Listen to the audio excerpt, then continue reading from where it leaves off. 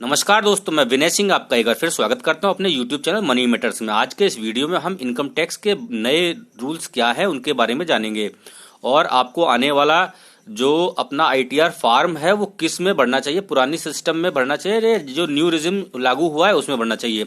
इन्हीं सारी बातों में इस वीडियो में पूरी चर्चा होगी और पूरी जानकारी आपको मिलेगी और आपके फायदे की बात है। वीडियो शुरू करने से पहले मैं आप सभी से दोस्तों से निवेदन करता हूं, यदि आपने अभी तक मेरा चैनल सब्सक्राइब नहीं किया तो प्लीज इसको सब्सक्राइब, शेयर और लाइक करना ना भूलें। चलिए बात शुरू करते हैं। जैसा कि हमको पता है, हमारे वित्त मंत्री जी जो है निर्मला सीतारमण जी, उन्होंने अभी नए बजट में कुछ नए रूल्स इनकम टैक्स को लेके लागू किए हैं। इन रूल्स के बारे में अब लोगों को काफी जो कामोपेश में है कि उनको जो भी अपना रिटर्न फाइल करना है वो पुराने रिजिम में करना चाहिए या फिर जो नया रूल लागू हुआ है उसके तहत भरना चाहिए। तो क्या है, किसमें आपको फायदा है, वही जानकारी आपको दूंगा। सबसे पहले तो हम आपको बात करते हैं कि इनकम टैक्स जो कैलकुलेशंस कैसे होगा। तो आपको पता होना चाहिए कि इनकम टैक्स का जो कैलकुलेशन है वो 2.5 लाख रुपए तक के लिए कोई भी टैक्स नहीं लगेगा और ये छूट पहले भी थी। इसके बाद इसमें कोई बदलाव नहीं किया गया। 2.5 से 5 लाख के ऊपर आपको 5%, 5 लाख से ज्यादा वालों को बहुत बड़ी राहत दी गई है और यही मैक्सिमम जो मिडिल क्लास है वो इसी जो 5 से और 7.5 के बीच में फंसा हुआ है, तो उनको कितना राहत मिलेगा वो अभी आपको पता पड़ेगा। तो इससे पहले मैं आपको एक टेबल दिखाना चाहता हूँ। इसमें आपको इस टेबल को 3 भाग में बांटा गया, जिसमें आपकी पहले इनकम है, आय क्या है, फिर जो नई दर है वो क्या होगी, जो पुरानी दर थी, पुराना जो टैक्स स्लैब था वो क्या था, वो तीनों आपको इसमें मेंशन है।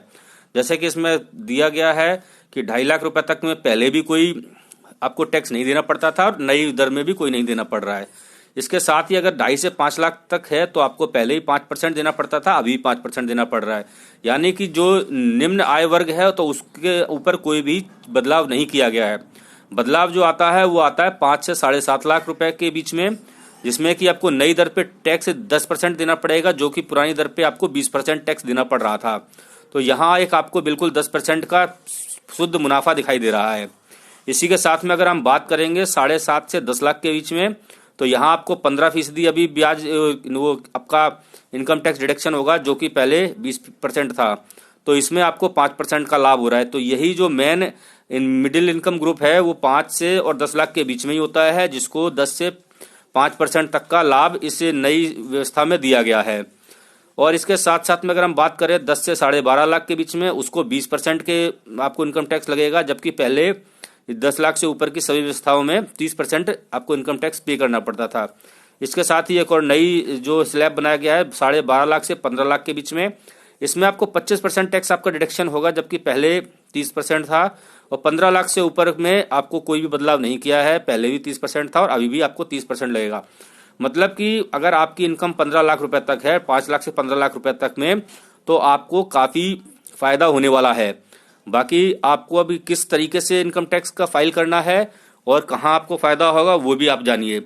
सबसे पहले तो आपको पता होना चाहिए, अगर आप खुद इनकम टैक्स अपना फाइल करते हैं, जो कि बहुत बड़ी चीज नहीं है, तो आपको सबसे पहले ये पता होना चाहिए कि आपका कितना इनकम आपकी बनती है और कितना आपको इनकम टैक्स चुकाना है। अभी इनकम गवर्नमेंट आपको कितना टैक्स लेगी, ये पूरी डिटेल्स अगर आपके पास है तो आप खुद भी भर सकते हैं या फिर आप सीए की मदद भी ले सकते हैं, जो कि आपको इनकम टैक्स भरता है और सही तरीके से आपको इनकम टैक्स पे करेगा। साथ साथ में आपको किस किस चीज में आपको छूट मिलती है वो सारी चीजें आपको पता होनी चाहिए। नई इनकम और पुरानी में बिल्कुल सेम 2.5 लाख रुपए तक में कोई भी आपको टैक्स नहीं देना है, इसके ऊपर में ही आपकी टैक्स की देनदारी बनती है।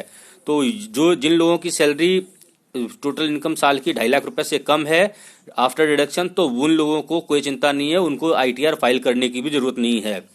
2.5 लाख से ऊपर वाले जितने भी हैं उन लोगों को अपनी फाइल करने बहुत ही आवश्यकता है, जरूरत होती है, उनको फाइल करना ही पड़ेगा।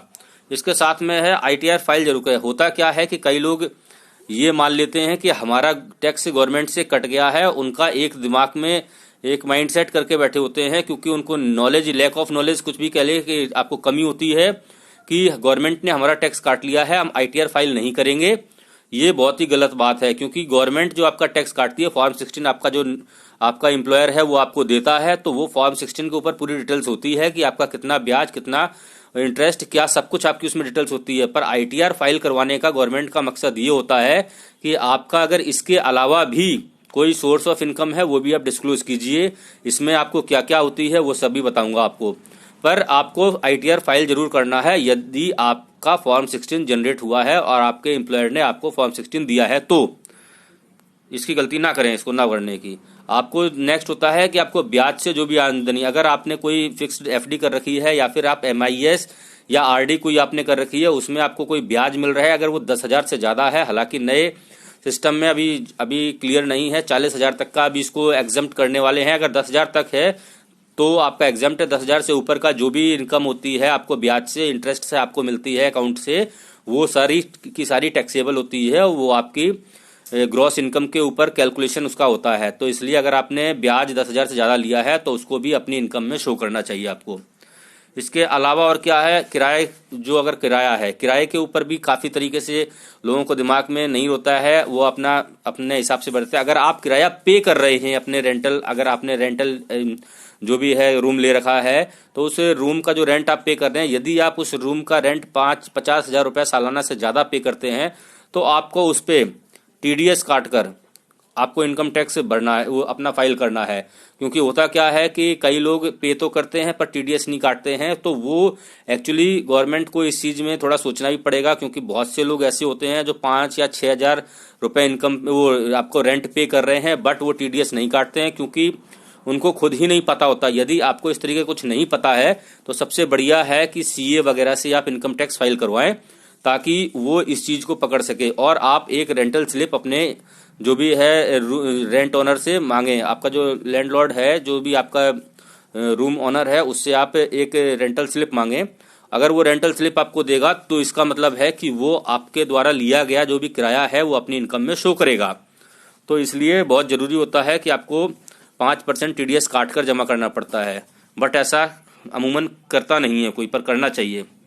नेक्स्ट अगर आपको है कि टैक्स कैलकुलेटर, अभी जो है इस जो ई फाइलिंग की जो इनकम टैक्स की ऑफिशियल वेबसाइट्स है, उस वेबसाइट्स के ऊपर एक इन्होंने इनकम टैक्स के जो टैक्स कैलकुलेटर शो कर रखा है। वो इनकम टैक्स कैलकुलेटर इतना अच्छा है, मैंने उसमें लास्ट में एक स्क्रीनशॉट भी उसका आपको इसमें शो किया है, इसमें स्लाइड में। उसमें अगर आपको नए इनकम टैक्स के हिसाब से और पुराने रेजिम के हिसाब से जो भी रूल्स है उसमें किसमें आपको फायदा है वो आपको इधर शो हो जाएगा। तो आपको अगर इनकम टैक्स फाइल करने से पहले आपको इनकम टैक्स कैलकुलेटर का यूज पक्का करना चाहिए। आप अपनी पूरी इनकम, उसके साथ में आपको जो डिडक्शन है वो सारे एक साइड करके और वो कैलकुलेटर में फिल करके आप देखेंगे तो आपको नीचे पता पड़ेगा आपको नए वाले में फायदा है या पुराने रिजिम में फायदा है। तो जो भी है नए रूल्स में के और पुराने रूल्स का आप कंपेयर कर सकते हैं कैलकुलेटर के द्वारा। अभी नेक्स्ट है old versus new tax regime क्या है। तो अगर इसमें एक मोटा मोटी अगर हम ले लेते हैं, एक 12.5 लाख रुपए का अगर हम इनकम ग्रुप को लेते हैं तो वो देख लीजिए, अगर 12.5 लाख का इनकम ग्रुप है उसके ऊपर जो पुराने और नए में क्या अंतर आता है।